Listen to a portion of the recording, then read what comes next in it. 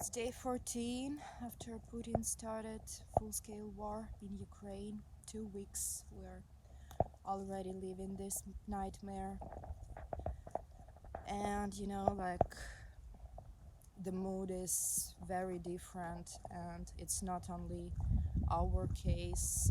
As far as we know, all people here have the same situation. It's like a roller coaster each day. Like you can start the day with good mood, but then you can be depressed. In an hour you can feel helpless, then you can feel anger, and all these emotions, they change each other during the day because the situation is like that.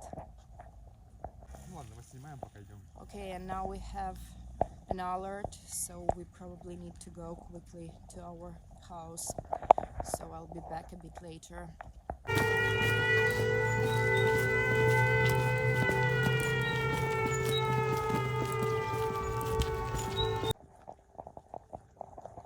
Probably you may hear the sound. It's an alert, and we're in a hurry to be closer to our house.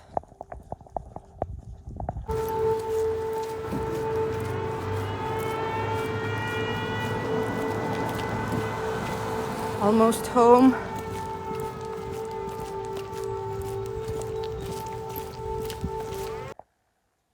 Люди забрали к себе на улице Мира в Боярке.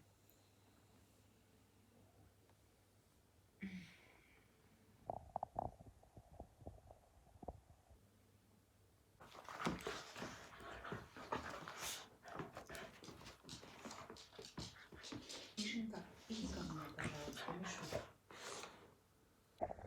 So we're safe for now. After 1 hour the alert was off, and we came back on the street in order to tell you more about current situation in Ukraine. So basically, the invasion of Russian army is a bit slower for now. They don't have enough resources. They lack supplies such as fuel, food, and weapons. So all the army that went deep inside the Ukrainian territory, they are waiting for some other supplies to come. That's why they're much slower, and basically these days everything is more about shelling peaceful cities, and from our side is about obtaining green corridors to evacuate peaceful people. So today and yesterday there were some big evacuations from cities like Sumy and from outskirts of Kiev, Irpin, Vorzel, and Hostomel. My parents, for example, today they went out, they flew from their house, which is in the suburbs of Kiev. They said that during the last 5 days, all the time they heard explosions and fights were right near their village, right nearby. They couldn't sleep, they couldn't eat, they actually didn't have any electricity, water supply, no internet or cell phone connection, so they just tried to survive, and luckily today they managed to escape from these bombings and fights, and they are on the way to the safe place.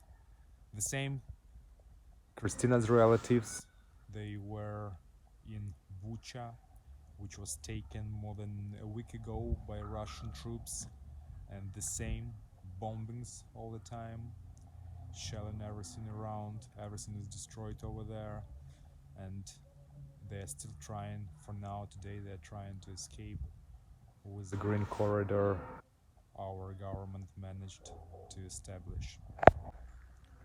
Moreover, we're expecting that the intensity of fire will go down. The reason for that is they don't have enough supply. They're demoralized as they wanted to take major cities and to have their tasks solved right in a couple of days after the invasion started, but they failed as our army fought back bravely. And for now, Russian army can't go on all the roads they chose. They don't have enough power. I mean, they don't have enough army in terms of the quantity of troops. They don't have enough weapons. Till now, we destroyed so many tanks and aircrafts. In some cases, in some kinds of weaponry, we destroyed almost 30% of Russian weapons they took for invasion. In terms of troops, more than 12,000 Russian soldiers were killed, and double that for wounded. So, like altogether, is up to 40,000 Russian troops which were actually moved out from the fights. So it is almost the fifth part of the troops they had for invasion. That's why everything is slowing down. Nevertheless, peaceful citizens are still under shelling fire. They're still getting killed and destroyed. So the war goes on, it's sad,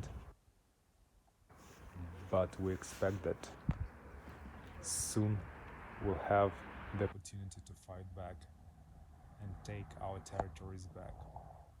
So this week is the week of the breakdown. We need to stop them and we need to start the counterattacks. Each day we are getting more and more support from the West, including weapons and humanitarian supplies. Luckily, many more international students were evacuated today, and our government is still working to evacuate everyone. So it looks like the situation should drastically slow down because we are getting stronger each day while Russians are getting weaker. They're losing their initiative and they're losing lots of their resources. And the biggest fear as for now is that Putin, a madman, can still use nuclear weapon, like maybe not destroying the whole world, but at least he can use tactical nuclear weapon to destroy one of the cities of Ukraine. We're still waiting that NATO will close our sky, that they will help us with aviation, because this is crucial for our win. We'll keep you updated, guys. Thanks a lot for your support.